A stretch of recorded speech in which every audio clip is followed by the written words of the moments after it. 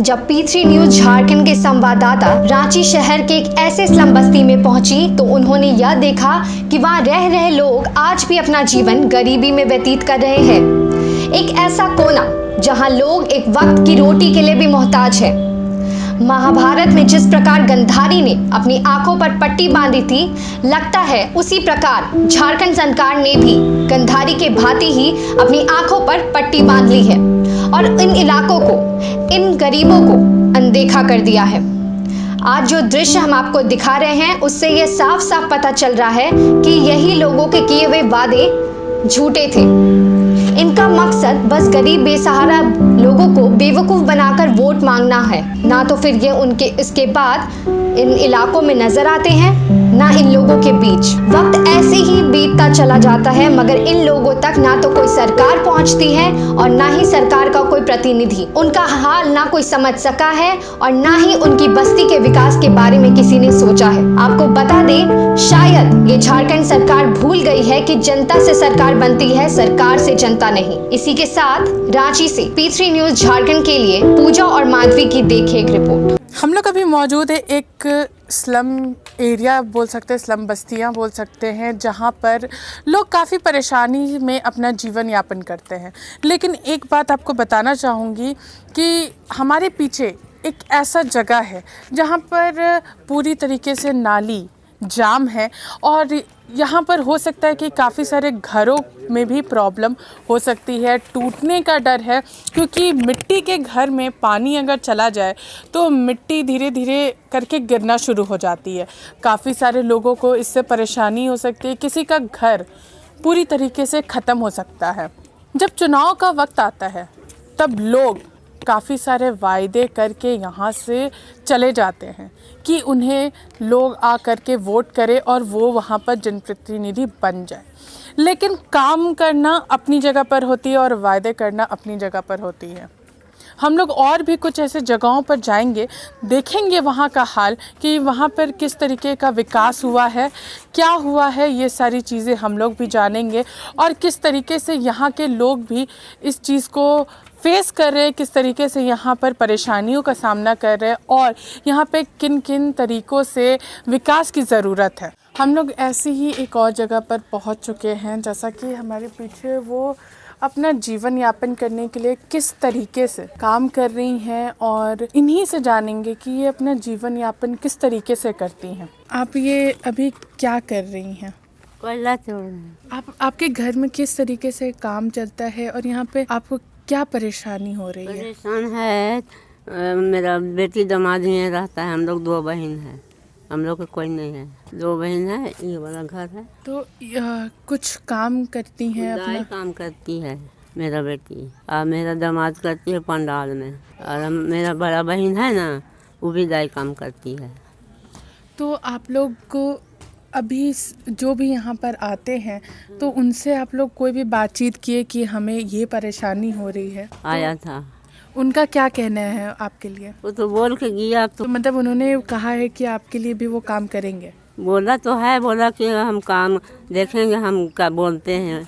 तो आपने जैसा कि जाना कि ये इनके घर में इनकी बेटी और दामाद का रहते हैं और इनकी बहन रहती है। इनका घर भी हम लोग देखेंगे कि ये किस तरीके से यहाँ पर रहती हैं और क्या परेशानी होती है। आइए देखते हैं। जैसा कि अभी हम लोग इनके घर के पास मौजूद है और इनके घर की हालत किसी से छुपी हुई नहीं है। यहीं आप लोग देख सकते हैं कि किस तरीके के घर में ये आज भी जीवन यापन कर रहे हैं। लोग कहते हैं कि 21वीं सदी में हम लोग पहुंच चुके हैं, लेकिन आपको ये देख करके लग रहा है क्या ये 21वीं सदी का घर है? इस तरीके से रहना, इस तरीके से काम करना, उन्हें कितनी सारी परेशानियों का सामना करना पड़ रहा है, कितनी एजेड हैं। हम लोग देख सकते हैं कि वो किस तरीके से चल रही हैं। इस उम्र में कोयला तोड़ना और काम करना घर पे, ये बहुत दुखद है कि इस हालत में जब लोग कहते हैं कि आराम करना चाहिए, इस हालत में ये अपने घर को संभाल रही हैं और इनकी जो बेटी वो भी कहीं ना कहीं मदद करने की कोशिश कर रहे हैं, लेकिन वो नज़र नहीं आ रहा है जो इन लोगों के घर में होना चाहिए आज के समय में। अंदर चलते हैं और भी जो भी हालत है देख सकते हैं हम लोग।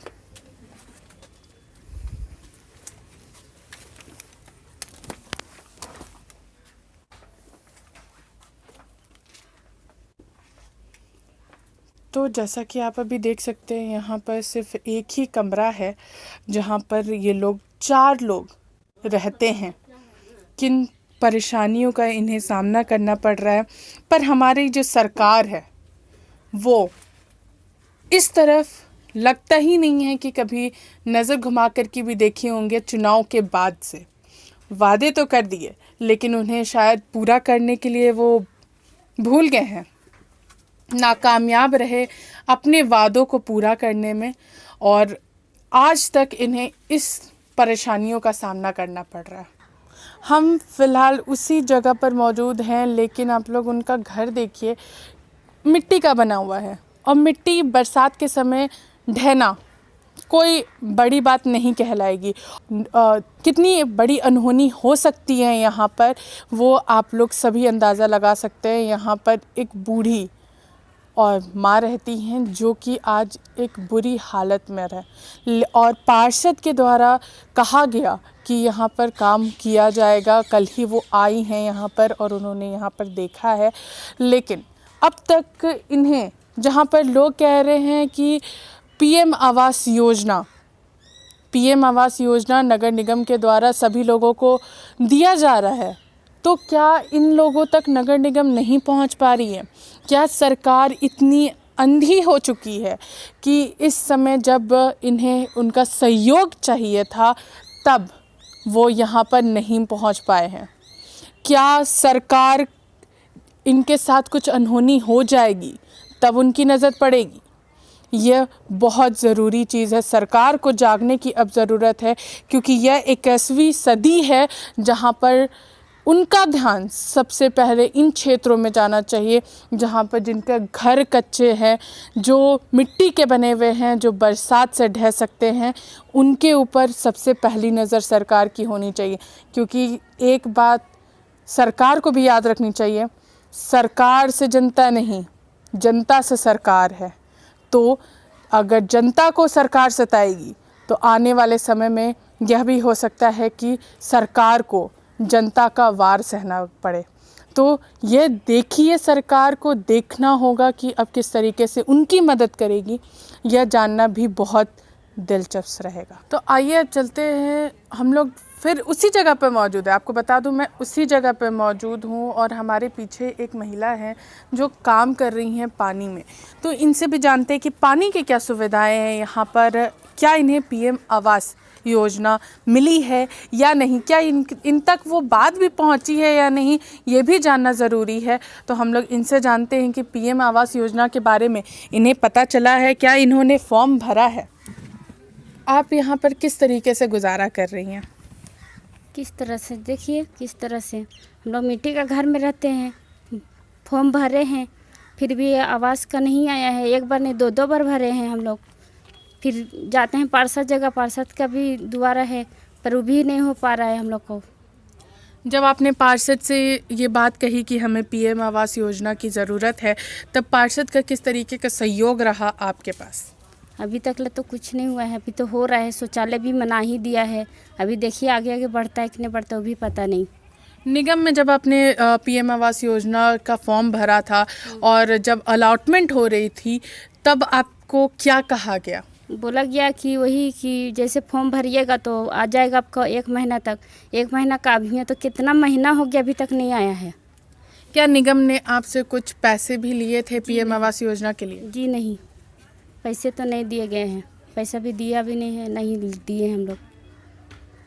तो जैसा कि आपने जाना कि अब तक निगम ने भी इन्हें टाल रही है, कहा जा सकता है इन्हें टाल रही है। और आपको बता देंगे, कुछ समय पहले हम लोग एक जगह पर गए थे, पीएम आवास योजना के ही जो अलॉटमेंट हो रही थी उस जगह पर गए थे, तो उनसे कुछ पैसे लिए गए थे और उसके बाद उन्हें अलॉटमेंट मिला है। लेकिन इनका कहना है कि हमसे अभी तक एक बार भी पैसे नहीं लिए गए हैं। तो क्या यहाँ पे 2 तरफा निगम देख रही है कि अगर जो पैसे दे रहे हैं उनको ही अलॉटमेंट हो रहा है। हम लोग एक ऐसे घर में मौजूद हैं जहाँ पर किसी भी ऐसे शख्स का साया नहीं है जो इन पर ध्यान दे सके। एक कमाई का जरिया कहा जाता है जो हमारे घर के बड़े होते हैं, इनके घर में वो नहीं है। क्या परेशानी है? क्या ये स्कूल जाती हैं या फिर नहीं जाती हैं? क्योंकि स्कूल आज के समय में एजुकेशन, पढ़ाई बहुत ज़रूरी चीज़ है। इनसे जानते हैं, आप कितने लोग रहते हो घर में? और अभी कोई कमाई का जरिया कोई है अभी घर में? माँ जाती है। कहाँ जाती हैं? कबाड़ी दुकान में जाती है। अच्छा, और आप स्कूल जाती हैं? नहीं जाती। तो जैसा कि आपने जाना, जिस समय लोग कहते हैं कि बच्चा पढ़ाई करो, बहुत ज़रूरी है, पढ़ाई नहीं करोगे तो घर में बहुत सारी आर्थिक परेशानियां हो सकती हैं। यहाँ पर वो भी नहीं है। ये स्कूल नहीं जाती हैं, ये पढ़ाई नहीं करती हैं। इनकी माँ उतना खर्च नहीं निकाल पा रही है अपने बच्चों के लिए कि ये पढ़ाई कर सके। ये बहुत दुखद है कि आज भी ऐसे जगह है, लेकिन सरकार पट्टी बांध करके, कहा जाता है ना, बैठी हुई है। हम लोगों ने अंदर जा कर के तो आपको दिखाया कि कितनी सारी परेशानियों का सामना करना पड़ रहा है। आपको हम एक और चीज़ हमारे पीछे दिखाते हैं जो कि आपके लिए जानना बहुत ज़्यादा ज़रूरी है। मुख्यमंत्री श्रमिक योजना, यहाँ पर कहा गया है कि पढ़ाई, शिक्षा बहुत ज़्यादा ज़रूरी है। विकास की बातें की गई हैं। क्या आपको लगता है कि उतनी सारी जगहों को देखने के बाद कहीं पर भी विकास नज़र आ रहा है? मुझे तो नहीं दिखा। क्या आप लोगों को दिखाई दिया? तो आपको एक बात बताना चाहूँगी कि सिर्फ ये सारी योजनाएं शुरुआत करने से नहीं चलेगी। हेमंत सरकार, झारखंड में हेमंत सरकार है, वो कहते हैं कि हम विकास करेंगे, लेकिन विकास मुझे नज़र नहीं आया कहीं पर भी। और पढ़ाने की बात कही गई है। वहाँ पर हमने एक बच्ची से भी जाना कि क्या वो स्कूल जाती है। उसने कहा कि नहीं, मैं स्कूल नहीं जा। वो इतनी सक्षम नहीं है कि वो पढ़ाई कर सके। उसके घर पर ऐसा सिर्फ उसकी माँ है जो कुछ कमा लेती हैं अपना घर पालन करने। चुनाव ख़त्म हो चुका है तो अब इन रास्तों से क्या मतलब है? शायद मैं सही कह रही हूँ। आप लोगों को भी, आप लोग अपने में भी बात करते होंगे कि अब सरकार यहाँ पे अब एक नज़र तक नहीं घुमाएगी क्योंकि अब तो चुनाव ख़त्म हो गया। लेकिन ये सब लगाने से पहले आपको इन सारी जगहों पर आने की भी ज़रूरत है और विकास करने की ज़रूरत है। अगर आप विकास करते तो आपको इन सारी चीज़ों की ज़रूरत नहीं पड़ती। तो फिर बने रहिए P3 न्यूज़ झारखंड के साथ, अपनी सहयोगी माधवी के साथ। मैं पूजा, नमस्कार।